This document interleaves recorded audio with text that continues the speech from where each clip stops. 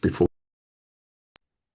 um, I am feeling honored to be able to speak here and present my findings, my research topics, among all those other like genius brainwave holders.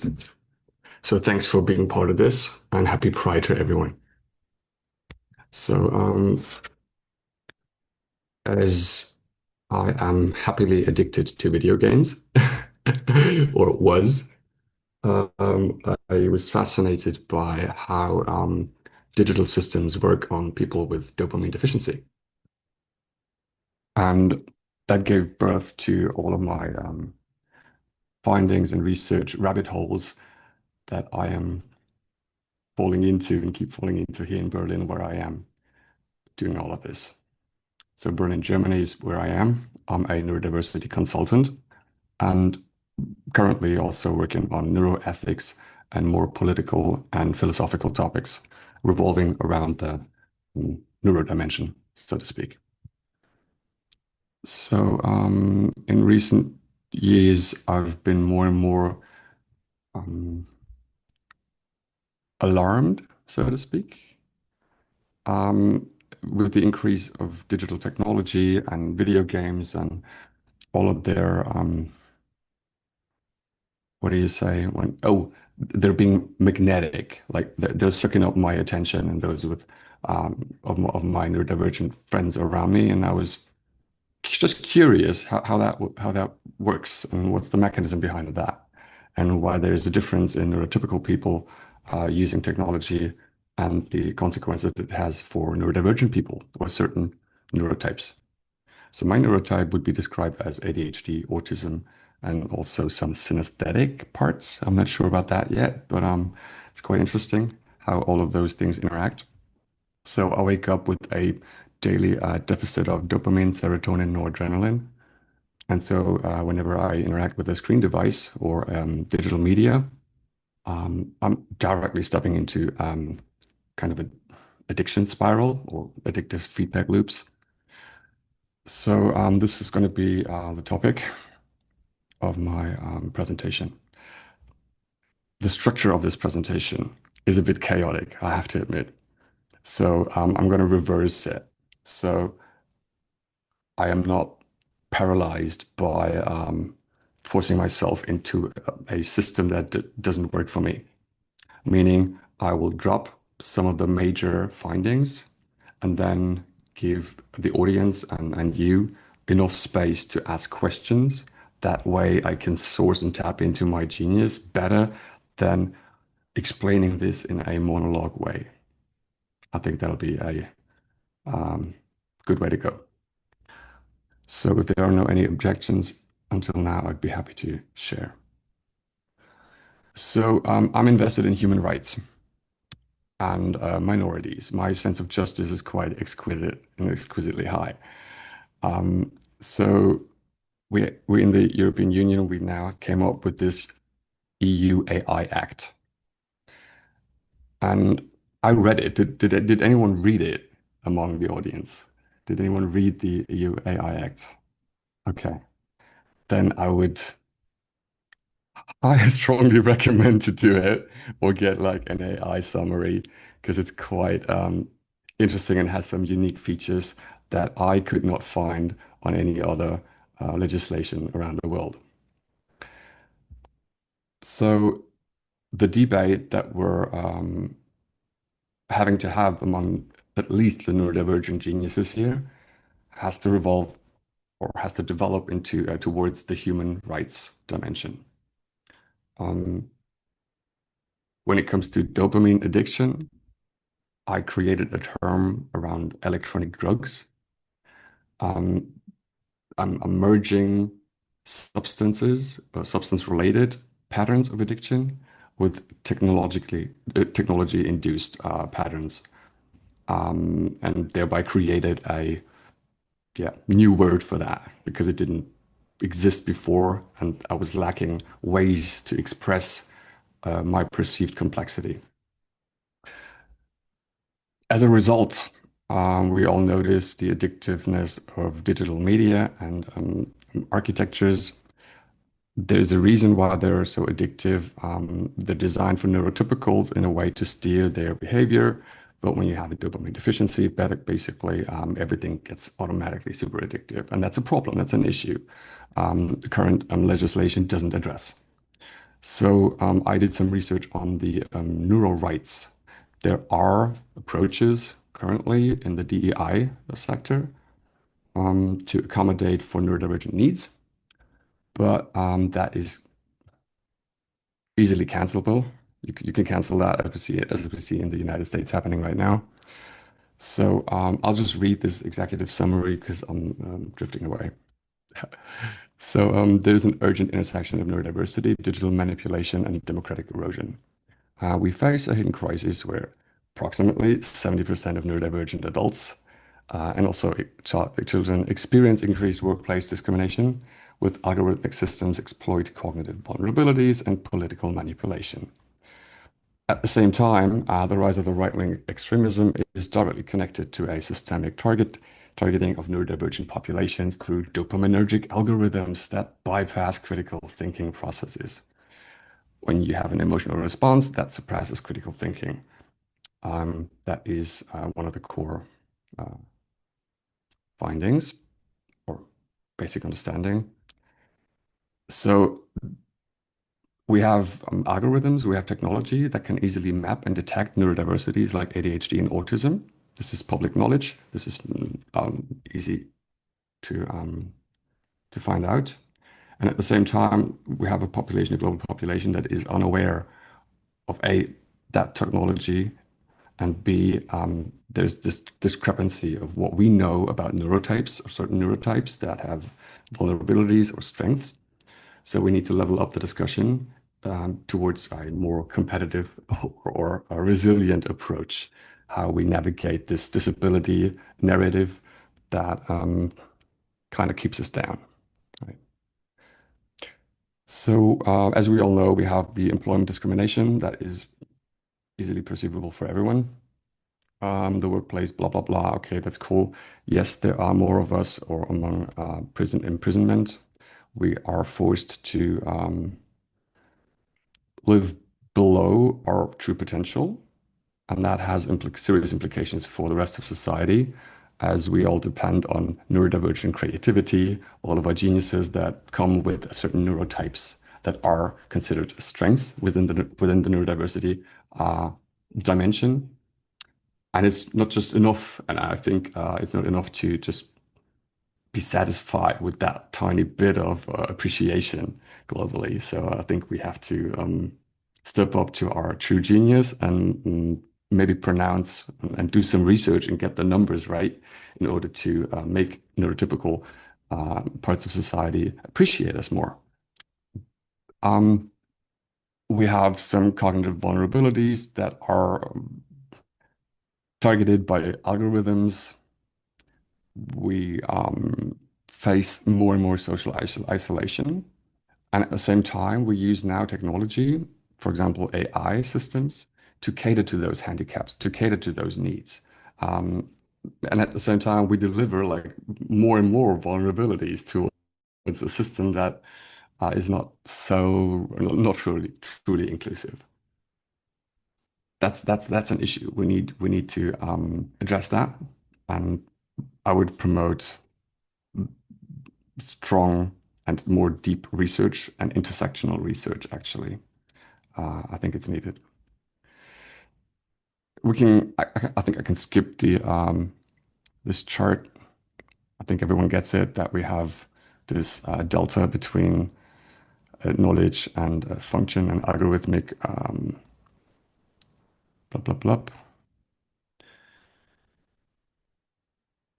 Yep, we have the neurological neurobiological mechanisms underneath all of that. We're still human bodies with physiological needs. Those are being triggered and captured by digital media. There are ways out of that. The best way would be a global upgrade and update on knowledge on about neurodiversity in general. So what we're already doing is a very, very effective way to build up defense mechanisms and resilience. I'm going to skip the exploit pass. We do have the effects of political radicalization. Yes, of course, we know all that. The right-wing, left-wing game is also part of this story or narrative. Mm,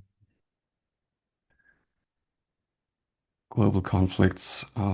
Yes, United Kingdom. Well, we're already close to 15 minutes in. So maybe jump to a suggestion I would make, and I would invite every one of you to give it a thought or two. So I stumbled over the term cognitive capitalism or dopamine capitalism. Um, I would counter that with a cognitive justice framework. What does that mean? That means that we can create or should create a neurodifferentiated version of things, of laws, of how we approach algorithmic dominance or other parts of the problem pie that I was just mentioning, the tip of the iceberg here. So everyone who's listening now, you can take this information and just give it a thought how you and your field of research would benefit from a neurodiversification of the processes or the topics that you would that you research. This is just like a one powerful prompt that might turn out to be quite efficient and effective to promote our goals. I think yeah, neural rights, legal frameworks. Everyone who's interested in a deep dive in all of that, this is just one little document that I've created for this presentation on the go. There's more to it, and I'm happy to share some of that strategically with deep divers. So basically, if you want to reach out, I'm on LinkedIn. I would be open for synergetic conversations. And now I hope some of you have some questions. I'd be done. I'm very curious about because I wanted to use for my own research about discrimination. But did you ever compare to discrimination based on neurodivergence with discrimination based on other grounds like sexuality, gender, skin color, etc.? I am not sure if I understood the question correctly. I was irritated by who was speaking, and now I identified it's you, Hans. Okay, sweet. Can you repeat the question, please? Yes, I hopefully I can use that document for my research because the sources are also interesting to me for my research. But I have a question: how did you find? Did you ever compare discrimination based on the neurodivergence with that numbers you shared in the first slide with discrimination based on all ground like sexuality, gender, or skin color? I think I understood the question, and I would say I did not research that explicitly, but from my other fields of activism, I'm also LGBT activist and other activisms. I would say, yeah, we face like more multi-layered discrimination. I'm cis, male, white, privileged, like Central Europe. I know people who suffer digital stigmatization in their daily life and their experiences. Mm. This starts with the how we feed AI. Like we can feed them with internet data that will transport pre-existing biases and imbalances towards people of color or other like gender benders. So yeah, let's maybe do a deep dive later on that field. Yes.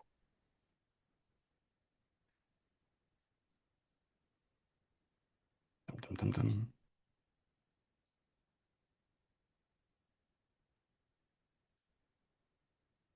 is one.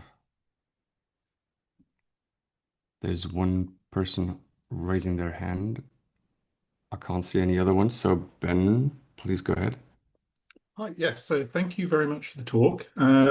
My interest in this is coming from a project that I've started recently to create a neurodivergent researchers group at King's College London That's for sweet. researchers with neurodiversity. My question, though, is more trying to get a better sense of some of the kind of the practical thinking around this notion of sort of cognitive consent and dopamine addiction and so on. So let's take computer games, for example. Yeah. Uh, I see them as a double-edged sword. I Yes. think that it's not. They are obviously addictive, and it's obviously a problem for particularly for ADHD people. I don't know about other people, but being ADHD, I know that I have problems with that. But I also see computer games as being highly therapeutic in some senses, and sort of able to help in that sort of restore and reset in the loop of trying hard, failing, losing self-esteem, so on and so forth. So I was wondering if you could speak a bit further to that. So I was heavily addicted to. Thanks for the question. Good remarks. That was also part of my conflict. So video games, yes, per se, aren't bad, but they become more and more hollow. Did you? So the more hours I played video games, the less satisfaction I got from it.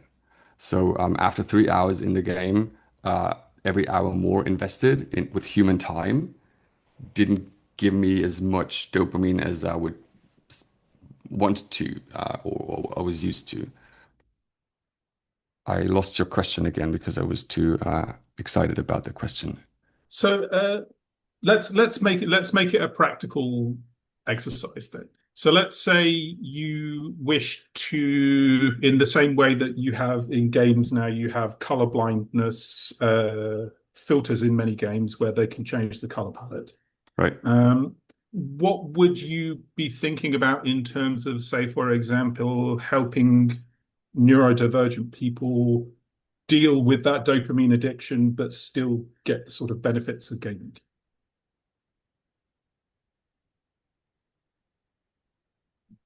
That's that. So the topic would be ethical game design. Yes, or for To not just. example, something as simple as, I know you've been playing for this long, why don't you go do something else for a little while? I think that's not enough. I think that's not enough because all the games now are like the game industry revolves around maxing out engagement time, maxing out stimulation.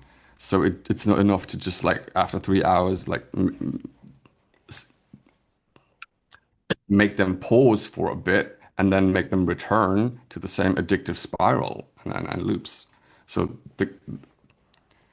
that's the core issue. Like 10 years ago, games were designed to entertain, also creative parts, and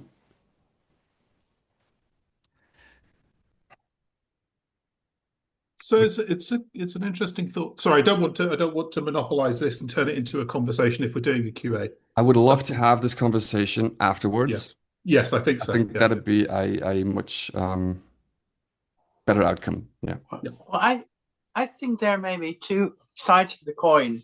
One is the dopamine addiction, and the other one is the therapeutical value. I think games may be designed both ways. Usually, a game is designed in a way that the participants return and invest in the game and invest more, and build communities of people investing and thus enriching the game developers. But this is a way to deal with games, but it's not typical for a game. There may also be programs that help people regulate their dopamine, or even provide them stimulate their inner source for dopamine. They don't need it from the game. they can produce it from themselves. It's same for introverts and extroverts, as I see it.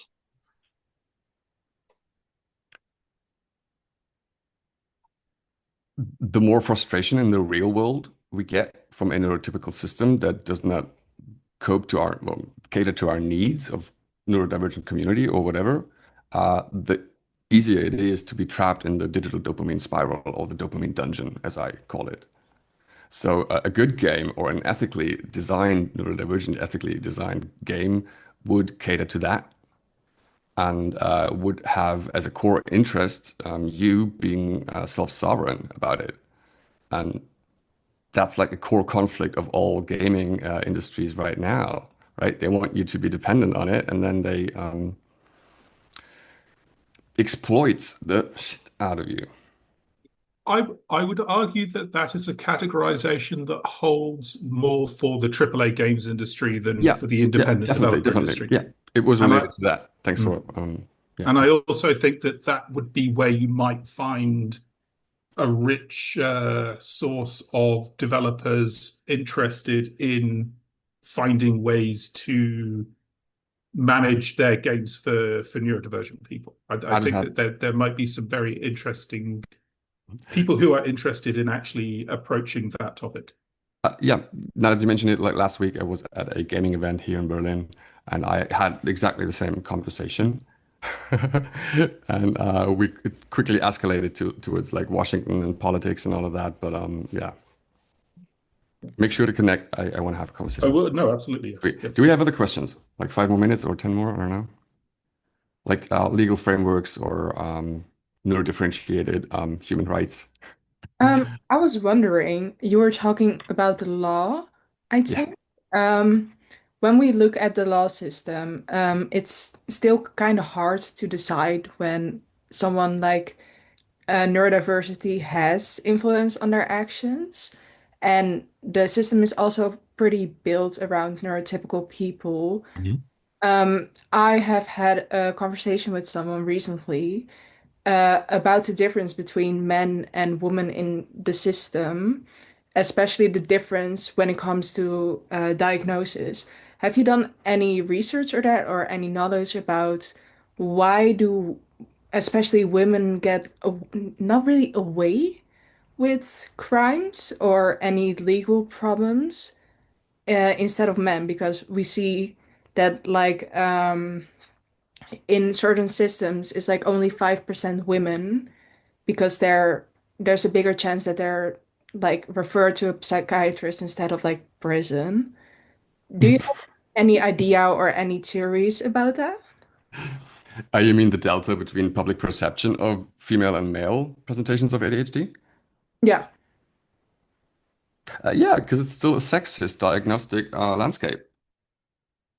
And males are like prone to have a more testosterone-based, impulsive, physically impulsive reaction towards anything. I would say, I would suggest. And it's part of also how you've been socialized. Women were not socialized to become soldiers or firemen or policemen, right? And we say policemen and not policewomen. You see, like the wording also shapes our realities of what is considered to be acceptable or what not. I think that's a huge chunk of the pie. And so non-binary gender benders also like heavily suffer from that, not just in medicine, but also in public perception of their existence, for example, right? So nature doesn't work in binary system. Nature just works in spectrum. And if you can scale it, it's a spectrum, right? I hope I answered your question. Yeah, you did. And like when we look at a legal framework when it comes to like ADHD, Hmm. do you think the law system needs changes to Updates, upgrades, definitely. yeah. When I wake up, I experience life not just at several what the fucks per second, but also out of cognitive exhaustion. So that means I'm more susceptible to third-party narratives, for example, commercials or other fantasy stuff or manipulation, right? Even friendly fire form of manipulation. And that is not represented anywhere in legislation because it's not, I don't know. Well, you may enforce the law and the legal system, or you may, well, This might be an international approach. my preference would be to enhance the core values so people are more resilient, no matter what the legal system is. Of course, we may change the legal system. I won't say I'm against it, favor. But I think that focusing on the law system is a defensive attitude. It's like resistance, and it won't help you very much. I think you get stronger if you connect with people who rather focus on the core values and how can we strengthen ourselves and help ourselves and each other by becoming more sovereign. Yeah, definitely. That is the most individual approach. It's not a but it's an and. And like go omni on this. This is a multi-layered approach because the problem is more dimensional. So please keep that in mind when discussing this topic. We are a global species with global superpowers and global pain points, sweet spots and weaknesses. And we should and we have to do this in solidarity with all other people who are not in the position to do so. So strengthening the European Union with neurodifferentiated law or legislation and societal and neurocultural content is the way to go. So please feel free to reach out. This is a team game. I'd be happy to end now. If there are any more questions, please do ask them. Otherwise, I would stop. Yeah, maybe you could share your LinkedIn in the chat so it's easier for people to reach you. Is that an idea? Otherwise, I can do it too. Thanks for proposing. Yes, and if you reach out, make sure to write 1 or 2 sentences that refer to this event, because otherwise I will probably ignore it. Okay, thank you.